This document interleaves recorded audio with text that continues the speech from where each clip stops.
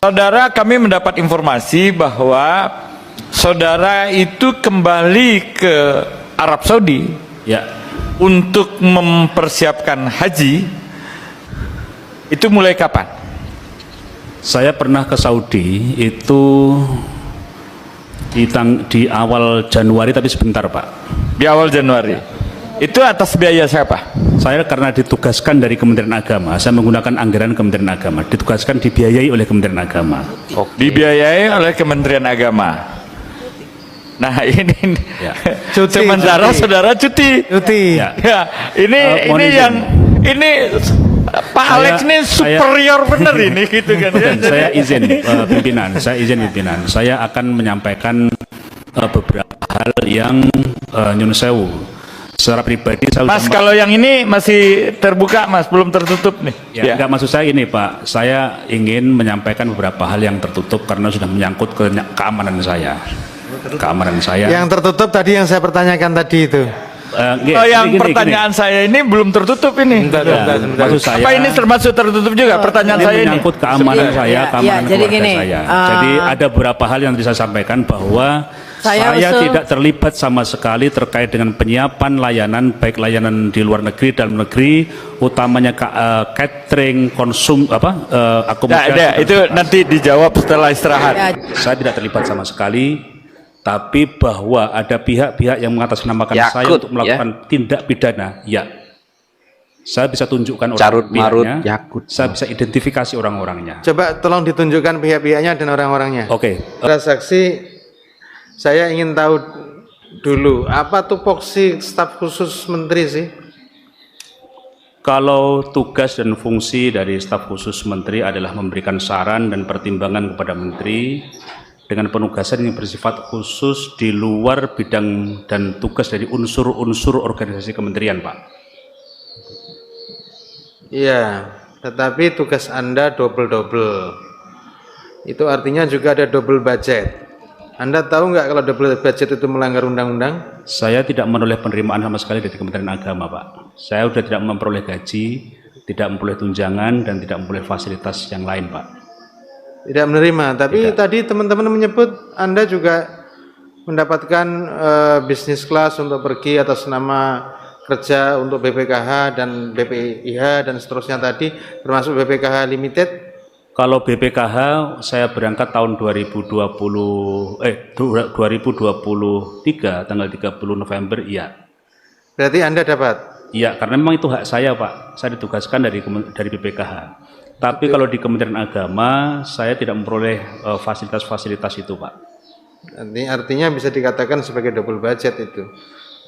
Karena seharusnya tugasnya satu saja, satu dari Kementerian Agama, itu bisa kemana-mana, bukan dari BPKH. Seharusnya dari pokoknya baru ke cabangnya, kan Ya. begitu kira-kira. Kalau di BPKH saya kan status saya Dewan Pengawas.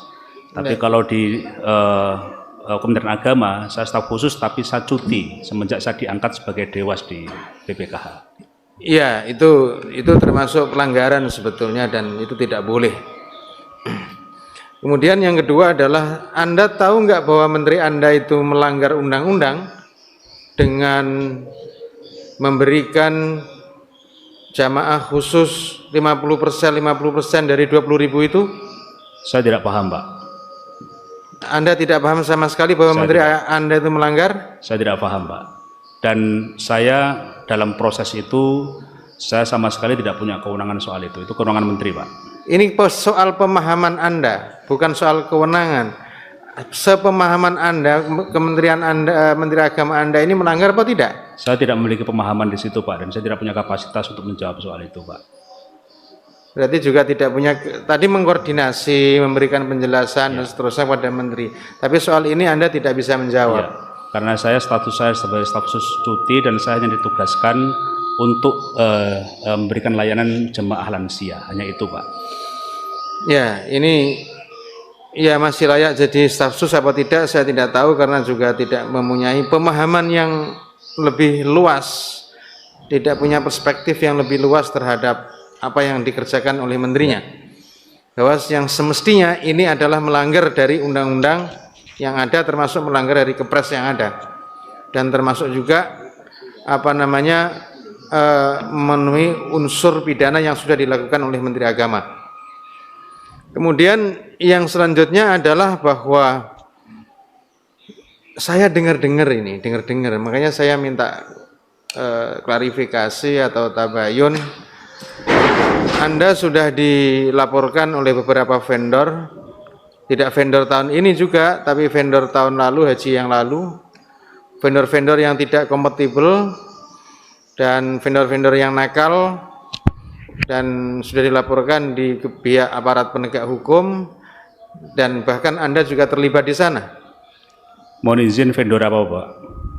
Vendor di bidang catering, vendor di bidang pelayanan perkemahan, dan lain-lain.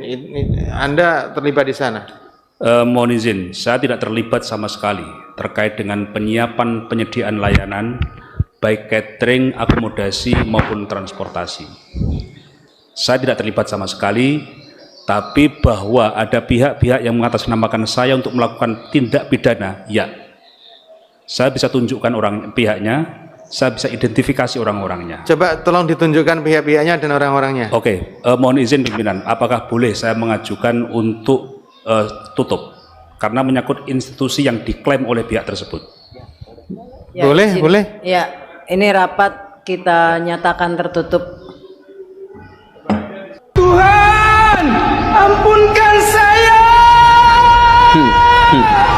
Maling kotak amal aja nih, aduh. Pak, itu hak haji reguler, Pak, yang sudah puluhan tahun menunggu. Bapak, masa Bapak ambil? Tega betul kita. Puluhan tahun mereka menunggu, Pak. Lumayan 9.000 orang akan berangkat itu. Bapak berikan kepada orang yang berduit berangkat haji. Saya nggak ikut-ikutan, Pak. Ini rapat kita live. Terus terang, mohon maaf pimpinan, saya tidak ikut serta di dalam konteks itu. Waduh. Hari ini adalah Mangkir sebetulnya panggilan pansus bakal kita jemput tunggu paksa ya kehadiran Menteri jika Agama di masih tak Pansus. hadir. Tetapi pada hari ini Menteri Agama tidak hadir, undangan yang kedua. Nah, oleh karena itu sangat kita menyayangkan, dan saya kira seluruh rakyat Indonesia dan para jamaah haji Indonesia itu bisa menyaksikan bagaimana ketidakintegritasnya dan tidak ada moralitas dari Menteri Agama untuk mempertanggungjawabkan apa yang sudah dilakukan. Dan oleh karena itu kami menyayangkan secara serius bahwa ketidakhadiran itu sengaja dibuat-buat untuk menghindari keberadaan pansus yang seharusnya hari ini hadir di ruangan ini. Nah, sebagaimana diamanatkan dalam Undang-Undang Nomor 2 Tahun 2018 dan menyangkut tentang Undang-Undang MD 3, maka sebetulnya nanti kalau pemanggilan ketiga tidak hadir, itu kita bisa menggandeng Kepolisian Republik Indonesia untuk menjemput paksa ketidakhadiran ini, dan itu dijamin dalam Undang-Undang MD 3 pasal 3, pasal 4, pasal 5, pasal 6, pasal 7. Coba teman-teman nanti bisa dicek juga di Undang-Undang MD 3. Di situ melalui pimpinan DPR itu bisa memanggil secara paksa. Ini kan sebetulnya menyangkut hajat hidup orang banyak, hajat hidup para jamaah. Apalagi yang sudah mengantri beberapa tahun tidak jadi berangkat karena kuota dialihkan ke haji khusus. Dari 20.000 yang 10.000 dialihkan ke haji khusus. Ini jelas-jelas melanggar undang-undang pelaksanaan haji dan umroh. Dugaan permainan kuota haji di Kementerian Agama makin memanas nih. Pansus Haji DPR RI bilang udah temuin banyak bukti soal penyimpangan dalam penyelenggaraan haji 2024. Pansus sebenarnya udah manggil Kemenak buat klarifikasi, tapi sayangnya mereka nggak hadir. Akhirnya Pansus memutuskan sidak ke kantor sistem komputerisasi haji terpadu Kemenak pada 3 September. Anggota Pansus Arteria Dahlan bilang soal kuota haji ada banyak kejanggalan. FYI, tahun ini Indonesia dapat tambahan kuota 20.000. Awalnya 221.000 jemaah, lalu bertambah jadi 241.000 jemaah haji. Nah, sesuai Undang-Undang Haji, cuma 8% kuota yang dialokasikan buat haji khusus atau haji plus, yaitu sekitar 19 ribuan. Tapi kenyataannya jumlah haji khusus malah bengkak jadi 27.000. Masalah ini berawal dari kuota tambahan yang 20.000 itu. Tambahan yang harusnya buat haji reguler malah dibagi dua, 10.000 buat reguler, 10.000 lagi buat khusus. Lebih parahnya lagi, ada sekitar 3.000 jemaah haji khusus yang berangkat tanpa antri. FYI, haji reguler adalah haji yang masa antrinya antara 16 sampai 18 tahun, sementara haji khusus antara 6 sampai 8 tahun. Kemenak berdalih ribuan calon haji khusus itu berangkat karena ada sisa kuota. Alasan Kemenak ini terkesan mengada-ada. Harusnya yang berangkat duluan kan jemaah yang udah antri. Jadi bisa dibilang apa yang dilakuin Kemenak itu nggak adil dan nggak transparan. Apalagi penambahan kuota ini seharusnya dipakai buat mempercepat antrian haji reguler, kok malah dibuat haji khusus. Akibatnya antrian haji reguler bukan makin cepat malah makin lama. Sebenarnya masalah pelaksanaan haji tahun ini bukan cuma masalah kuota aja. Yang ramai juga soal pemondokan yang overload, transportasi, dan lainnya. Karena itu DPR akhirnya ngadain pansus haji. Masalah-masalah dalam pelaksanaan haji ini nggak boleh dibiarin dan terulang lagi. Apalagi kalau ada yang main-main demi kepentingan pribadi. Yuk kawal pansus haji ini. Karena saya tahu pasti hal ini akan menimbulkan macam-macam konsekuensi yang mungkin buat banyak orang menggelisahkan. Apalagi di tengah-tengah konstelasi sekarang dengan berbagai macam kepentingan terhadap NU, berbagai pihak juga membuat manuvernya sendiri-sendiri. Ya. Ada yang terang-terangan kepengen nyaplok NU, atau kemarin sudah nyaplok mau kita hingga tidak mau gitu misalnya. Itu ada yang begitu itu, ya. Ada yang membangun macam-macam instrumen dan lain sebagainya, ya. Nah, ini semua harus kita hadapi. Tegaskan oleh Hadratus Syekh Muhammad Hasyim Asy'ari di dalam Qotibah Qanun Asasinya. Nah, tapi dalam proses itu saya maklumi ketika kemudian ada kontroversi, ada pertentangan macam-macam karena warga ini juga isinya macam-macam. Tapi saya tidak berkecil hati, orang NU itu bisa berbeda sampai begitu keras, tapi tidak akan lepas NU-nya sampai kapanpun. Asal tidak ketemenan, asal tidak keterusan, maka boleh kita ini saling berbeda, ya, tapi jangan keterusan. Jangan memperturutkan impuls atau nafsu untuk saling mencaci maki. Ya. Kalau sampean kepengen mencaci maki siapapun, lebih baik sampean arahkan ke saya aja udah. Itu yang pro Ba'alwi mau nyaci maki, yang anti caci maki saya saja. Allah wabarakatuh. Alhamdulillah, syukurullah, wassalatu wassalamu ala rasulullah Sayyidina Maulana Muhammad ibn Abdullah wa ala alihi wa sahbihi wa mawalah. Apa ba'd. Yang mulia Mustasyar PPNU Kiai Ahmad Mustafa Bishri, Kiai Abdullah Ubab Maimun, yang mulia Rais Suriah PPNU Kiai Anik Muhammadun, Kiai Mu'ad Tahir, yang mulia Rais Suriah PPNU Jawa Tengah Kiai Ubaidullah Sadaqah, yang saya hormati Khatib Am dan jajaran PPNU yang hadir, yang saya hormati Pak Pejabat Gubernur, Forkompinda, Pak Pangdam, Pak Kapolda yang mewakili, Pak Wamentan, dan semua yang tadi sudah disebut oleh pembicara-bicara sebelumnya. Yang saya hormati Pak Rektor, dan yang saya hormati hadirin para pengurus dan kader-kader Nahdlatul Ulama se-Jawa Tengah. Alhamdulillah, saya ingin menyebut atau menegaskan satu yang istimewa ini, seorang wakil Rais Suriah PPNU Jawa Tengah yang satu-satunya yang kendel, Kiai Halwani. Ya, semoga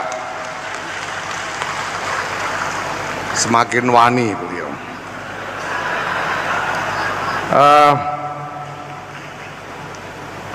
Bapak Ibu hadirin wal hadirat yang saya hormati, saya sebetulnya punya bahan banyak, tapi akan saya singkat karena saya akan mohon sesudah ini mau idzah dari yang mulia Kiai Ahmad Mustafa Bisri, dan akan lebih berguna bagi semua orang untuk mendengarkan beliau daripada mendengarkan saya. Dan saya hanya ingin menyampaikan beberapa hal yang mendasar, diskusinya nanti saja sudah ini, yaitu bahwa yang pertama memang sejak awal saya bersama teman-teman PBNU telah mencanangkan agenda-agenda strategi yang sangat mendasar, yang kalau disarikan itu mencakup dua matra agenda besar, yaitu repositioning dan konsolidasi. Repositioning itu artinya menata kembali kedudukan NU, baik kedudukan NU sebagai satu kesatuan di tengah berbagai macam elemen masyarakat yang lain, maupun kedudukan dari berbagai macam komponen di dalam NU itu sendiri satu sama lain. Saya bersama teman-teman PBNU sowan kepada Mustasyar Kiai Ahmad Mustafa Bisri dan mohon pesan beliau, wasiat beliau kepada kami, dan beliau mengatakan NU harus berada di atas negara. Ini pesan dari Mustasyar PBNU, dan itu artinya bahwa NU harus mendudukkan kepentingannya, ya, mengatasi berbagai macam kepentingan parsial yang ada di negara ini, supaya NU mampu berkontribusi untuk terus menyangga keutuhan bangsa dan negara ini. Ya. Jadi di bawah negara saja nggak boleh, apalagi cuma di bawah partai, tidak boleh. Nah, ini penting untuk dipahami. Dan kemudian juga kita akan mata ulang juga komponen, karena di NU ini ada banyak komponen, ada struktur NU, ada lembaga-lembaga, ada banom-banom dan lain sebagainya. Ini harus kita tata ulang. Kemudian kita juga melakukan konsolidasi dengan 3 matra utama, yaitu yang pertama matra tata kelola organisasi yang menyangkut berbagai macam mekanisme, regulasi, prosedur-prosedur dalam pembuatan keputusan, dan juga metode atau model administrasi. 2 hari yang lalu tanggal 1 Agustus kami meluncurkan platform digital untuk persuratan NU. Jadi PBNU ini sedang membangun satu platform digital yang akan menjadi platform raksasa untuk semua urusan terkait dengan NU. Semuanya akan ditampung dalam satu platform digital. Platform digital itu pokoknya yang nyunyuk HP itu loh, platform digital itu. Ya. Nah, sekarang kita sudah mulai dengan persuratan di lingkungan PBNU, sudah diluncurkan kemarin. Keseluruhan platform ini kita sebut sebagai Digdaya NU, digitalisasi data dan layanan Nahdlatul Ulama. Tanggal 1 Agustus kemarin kita luncurkan Digdaya Persuratan yang sudah mulai digunakan di lingkungan NU. Jadi di lingkungan NU sekarang tidak ada lagi kertas, ya, karena semua dilakukan melalui platform digital. Dan saya sudah perintahkan kepada tim digital untuk menetapkan target bahwa model ini dan penggunaan platform digital persuratan ini harus sudah merata di seluruh cabang seluruh Indonesia selambat-lambatnya Desember 2024. Jadi Bapak siap-siap untuk nanti harus merubah cara kerja dengan memanfaatkan platform digital ini. Ini dalam matra tata kelola organisasi. Kemudian matra agenda organisasi. Ya. Matra Generasi ini menyangkut satu desain, satu rancangan nasional yang terkonsolidasi mulai dari pusat sampai ke daerah.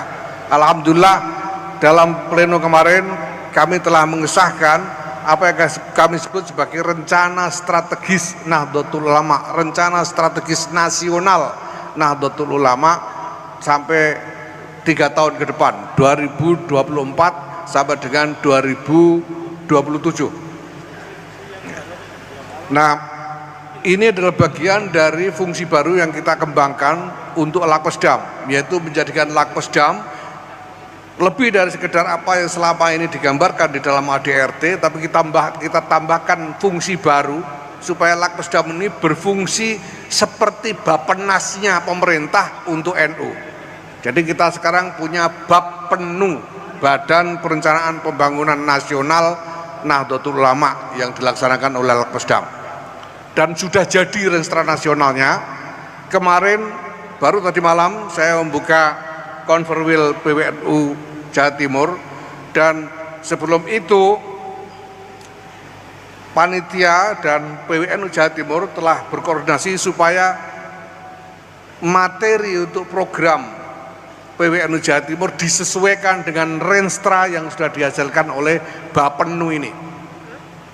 Maka sudah ini perintah saya yang pertama kepada PWNU Jawa Tengah, saya minta untuk segera berkoordinasi dengan Lakposdam PBNU untuk merancang bagaimana menurunkan renstra nasional itu menjadi renstra provinsi, dan kemudian dibahas di dalam Rakerwil PWNU Jawa Tengah, dan sudah itu dilanjutkan prosesnya untuk mensupervisi breakdown penurunan dari renstra provinsi itu menjadi renstra kabupaten kota atau cabang-cabang.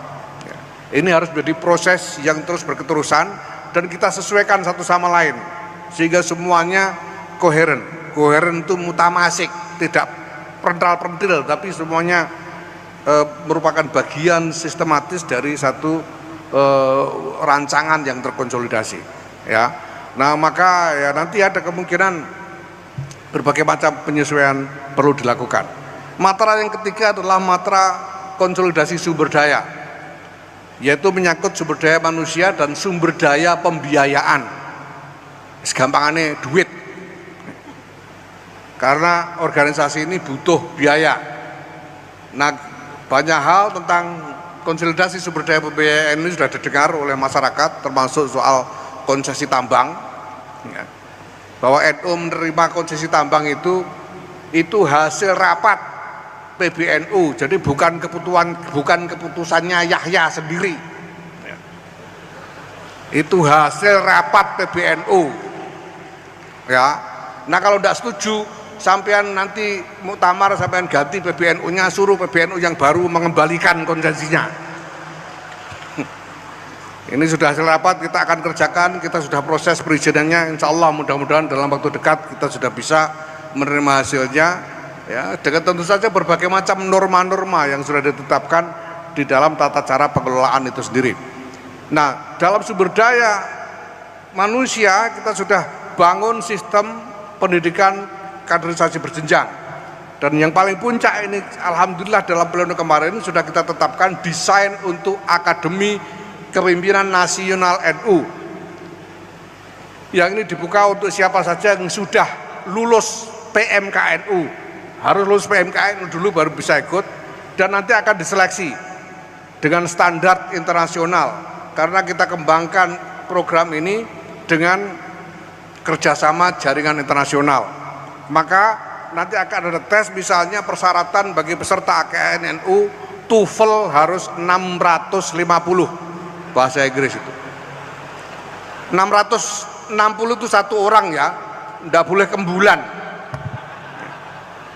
TOEFL 650 ya. Dan diutamakan bisa juga punya kapasitas berbahasa Arab, karena kita sedang membangun satu visi tentang kepemimpinan NU yang tidak hanya meliputi kapasitas dalam dimensi domestik atau nasional, tapi juga dalam dimensi internasional. Karena kenyataannya sekarang NU sudah hadir, sudah berperan, sudah mendapatkan pengakuan secara internasional, dan semakin banyak entitas-entitas internasional yang memburu kerjasama dengan Nahdlatul Ulama. Maka semua orang dalam kepemimpinan tertinggi NU harus mengerti ini. Ya. Jadi perintah saya yang kedua, Gus Abdul Ghaffar Rozzin harus segera daftar kursus bahasa Inggris. Dan harus sudah lulus TOEFL 650 sebelum Mei 2025. Awas kalau tidak. Nah, Bapak Ibu sekalian, ini semua menyangkut macam-macam pekerjaan yang harus dikerjakan, mulai dari pembuatan desain sampai dengan katakanlah musyawarah, diskusi-diskusi, sampai dengan maneuvering. Karena ini merupakan transformasi yang menyangkut aspek-aspek sangat mendasar dari kehidupan berjamiah kita. Mulai dari mindset, cara berpikir kita semua, cara kerja kita, kebiasaan-kebiasaan kita, sampai dengan pola hubungan kita dengan berbagai pihak. Maka sejak awal saya sudah menyadari bahwa agenda-agenda besar ini akan membawa konsekuensi-konsekuensi, termasuk kontroversi-kontroversi, bahkan konflik-konflik. Karena kita memperkenalkan hal-hal yang baru dalam soal ini. Ya. Dan saya memang sudah saya tekati.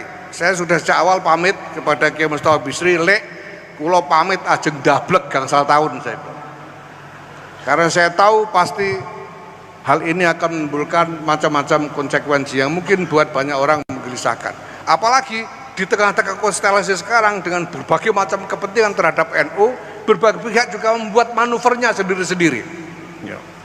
Ada yang terang-terangan kepengen nyaplok NU, atau kemarin sudah nyaplok mau kita hingga tidak mau gitu misalnya. Itu ada yang begitu itu, ya. Ada yang membangun macam-macam instrumen dan lain sebagainya, ya. Nah, ini semua harus kita hadapi. Karena kita ingin kita membangun visi supaya keseluruhan komponen NU ini, ya, mulai dari struktur NU-nya, banom-banomnya, pesantren-pesantrennya, madrasah-madrasahnya, komunitasnya ini supaya menjadi ekosistem yang koheren, menjadi satu dunia yang mutamasik tadi itu, yang satu sama lain tersambung. Ya, nah alhamdulillah sekarang banom-banom semuanya sudah mutamasik bersama dengan NU, Muslimat, Ansor, Fatayat, Ibnu, PPNU, yang lain-lain seperti kita punya 14 banom itu, alhamdulillah semua, hampir semua sudah mutamasik dengan NU. Ya. Ada yang belum, itu nanti kita minta bantuan Kiai Khalwani untuk membangun koherensinya ini. Nah, kita inginkan supaya ke depan nanti NU bisa bergerak sebagai satu kesatuan betul, sebagaimana yang secara sangat eksplisit ditegaskan oleh Hadratus Syekh Muhammad Hasyim Asy'ari di dalam Khotimah Qanun Asasinya. Nah, tapi dalam proses itu saya maklumi ketika kemudian ada kontroversi, ada pertentangan macam-macam, karena warga ini juga isinya macam-macam. Tapi saya tidak berkecil hati, orang NU itu bisa berbeda sampai begitu keras, tapi tidak akan lepas NU-nya sampai kapanpun.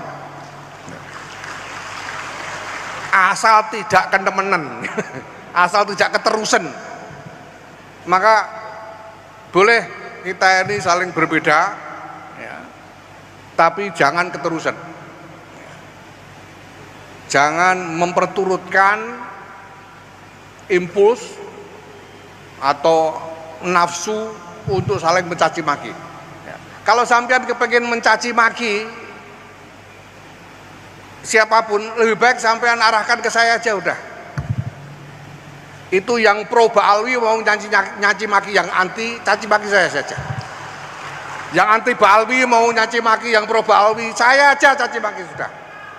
Sebab kalau sampean mencaci maki sama sampean, itu nanti balas-balasan mangkel nggak selesai-selesai. Kalau sampean caci maki saya nyatakan saya tidak akan balas. Jadi saya sampai tidak akan tambah mangkelnya. Ya. Nah ini semua saya harapkan ya apa boleh buat, karena resiko yang memang sudah kita perkirakan sejak awal akan banyak hal nanti seperti ini berkembang, tapi apa boleh buat. Ya. Dan ya kita semua bersandar kepada Allah Subhanahu wa taala, mudah-mudahan semua ini bisa kita lewati dengan baik dan hal-hal baik yang menjadi maksud kita, maksud baik kita semuanya bisa tercapai dengan sebaik-baiknya. La haula wala quwata illa billahil aliyil azim. Wallahul muwaffiq ila aqwamit thoriq. Wassalamualaikum warahmatullahi wabarakatuh. Itulah tadi sidang yang diselenggarakan atas dugaan penyelewengan dana atau korupsi dana haji oleh Kementerian Agama yang pada saat itu dijabat oleh Gus Yakut, dan kita sudah dengar bersama dari para saksi dan juga himbauan dari PBNU tentang masalah nasab. Bagaimana menurut pendapat teman-teman semua? Silahkan lanjut di kolom komentar. Terima kasih, selalu support Arman Al-Fatih. Kita jumpa lagi di video selanjutnya. Mohon maaf apabila ada salah-salah kata. Assalamualaikum warahmatullahi wabarakatuh.